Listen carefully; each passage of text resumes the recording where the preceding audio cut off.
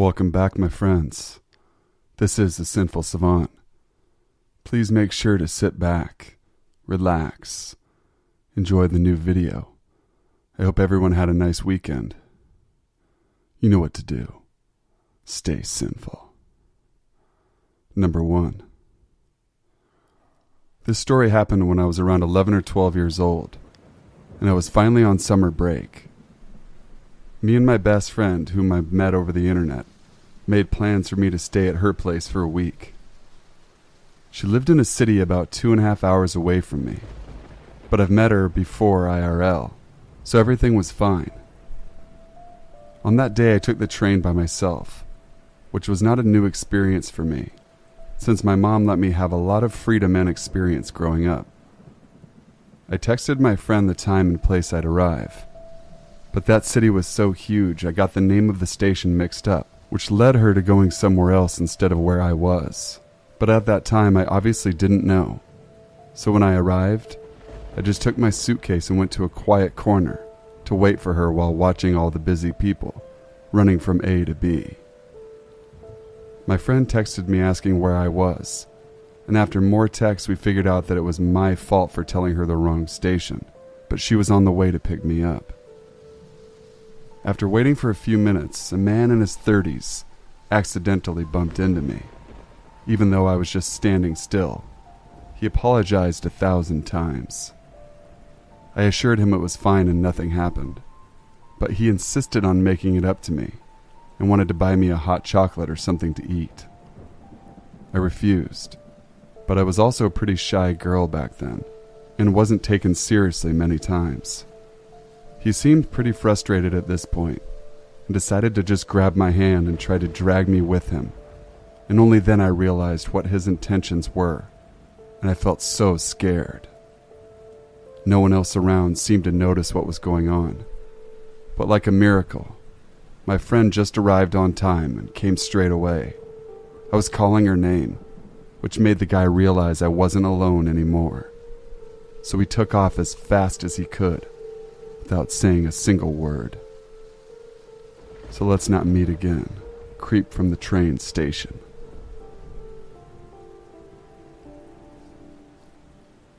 Number 2. This is one of the most chilling stories my dad has ever told me, and he's given me his okay to share it. So here it goes. He was a young man, a Marine back in the early 90s at base, picking up his dry cleaning. Being young and broke and in the military meant he didn't have a car to get home.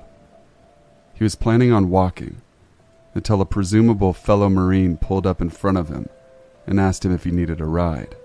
My father graciously accepted, seeing as how it was quite a hike back to his barracks.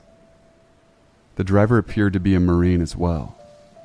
My dad didn't give it much thought because he was sporting the haircut, had the required window stickers to get on base, etc. He was also a bit older than my father, possibly late 40s. They made small talk, and as the conversation went on, the driver began to put my dad on edge. So, do you like to party? That was the first red flag.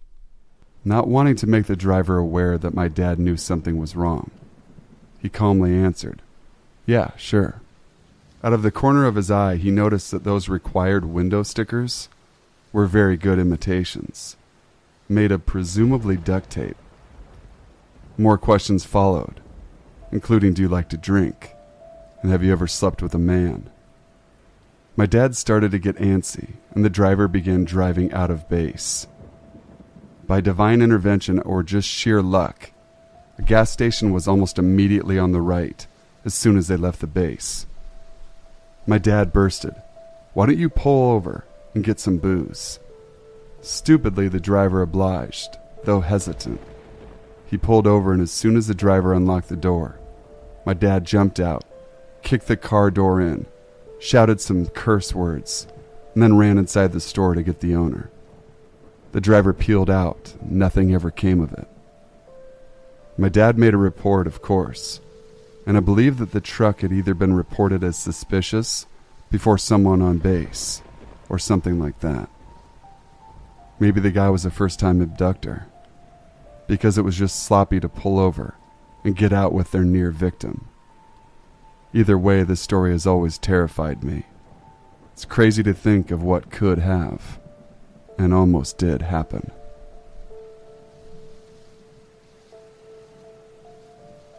Number 3. I had forgotten about this incident until I read a few more stories where the person was too paralyzed with fear to turn around to the sound they heard. Then I remembered my own encounter just a few months ago. To set it up, I live in dorms on campus at my college. I was back a week early during winter break for Greek recruitment, and the only people on campus were other girls rushing and a few front desk staff. They didn't have the cleaning company, dining hall staff, or even our RAs around at all. As a result, my roommate also wasn't back because she was not rushing, and my entire floor, since it was mostly made up of exchange students from China, was empty. I was the only one on the floor, and one of few in the entire tower. There are 4 dorm towers, 12 floors each. To get up to the dorm this week, you had to check in with the front desk to get your key reactivated, and every time you wanted to go up, they would swipe to give you permission to go past the front desk. You then had to swipe to unlock the doors to the hallways containing the elevators, and again to be able to press a button, and once more to actually get into the dorm. If you didn't have a key code to a specific tower or room, you couldn't get into it. Now, I was in my room the second night of the week, settled back in and sitting on my futon, my back against one of the armrests and facing the door. The rooms are long rectangles with a window at one end and a door at the other. My bed was lofted above me, and I have a blanket hanging down from there behind my head, so you essentially couldn't see me from the doorway. I was laying there with my headphones on, jumping through YouTube videos, when I heard the door open. Not only is there a distinct sound of the key card going in and out of the door, mostly like a hotel door, I also still have Christmas ornaments hanging from the ceiling. I heard the door open, and knew it opened all the way, because it hit an ornament and it fell off its hook. I froze with fear. I knew my roommate wasn't back, and neither was my RA, and those were the only 2 people who would have access to my room. My first thought was, whoever it was would realize their mistake and quickly back out, kind of like opening an occupied bathroom stall. But as I froze, barely breathing, I heard them take 2 steps forward and even bump my suitcase, which was taking up much of the doorway. I adjusted slightly, moving to reach my phone, and my futon squeaked loudly. Instantly, I heard the footsteps retreat, the door close, and the person move away from the door. I was stuck where I was for maybe an hour, till I could finally muster up the courage to turn around. There on the floor was a broken ornament, and my suitcase sitting slightly ajar. I texted my roommate and RA, practically begging them to tell me they were back, but my roommate was still in London, and my RA confirmed my fear. Not only was she not back, but she also said she had no idea who would be able to get into my room.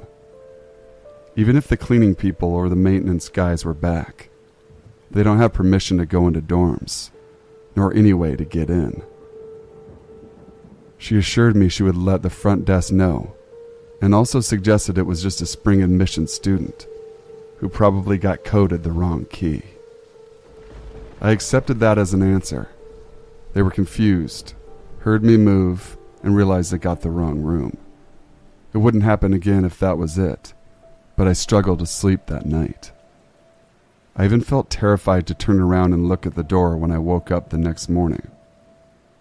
But then the night returned, and I, unable to sleep and very scared, was once again up late browsing Reddit. This time I had my phone close to me and had taped a piece of string over the door since I didn't have the ornament alarm hanging anymore, and I needed to validate I wasn't losing my mind. Like clockwork, once again at 3 a.m., I heard heavy footsteps outside my door, the distinct use of a key card, and the door open up. I stayed frozen. I could see their silhouette in the microwave door, which sat against the window and facing the door. They stayed in the doorway and nearly filled up the whole thing. The light from the hallway streaming around them into my dark room. Once again I was frozen, convinced they meant malice and that last night wasn't a mistake. But if they wanted me asleep, I wasn't going to let them. I hit play on a video I had queued up, and as soon as the ad started, the figure left and the door closed behind them. The footsteps retreated once more. When I finally looked up, the string was broken. I told my RA and roommate about this, as well as the front desk the next morning. All of them confirmed not only that no one else had a registered key for my floor in my tower, but even those they did weren't back yet. Whether it was other students or employees, I didn't sleep the rest of the week. Kept my suitcase and chair in front of the door. But it never happened again.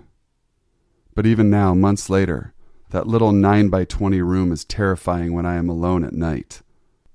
Since whoever comes through that door is only a few steps away from my bed and blocks the only way out. So dorm room creeper, let's not meet for the third time. Thanks for watching and listening, my friends. Please make sure to leave a like, comment, share, and most importantly, subscribe to join the Sinful Society. I appreciate all the supportive comments that you guys always leave. It means the world to me. Truly appreciate your input on video themes and on things I can do to make the channel that much better. We're closing in on 14,000 subscribers. Truly appreciate all of your guys' support. Be sure to follow me on Instagram as well as Twitter. My links are in the info about me section. Till we meet again, stay safe, stay sinful.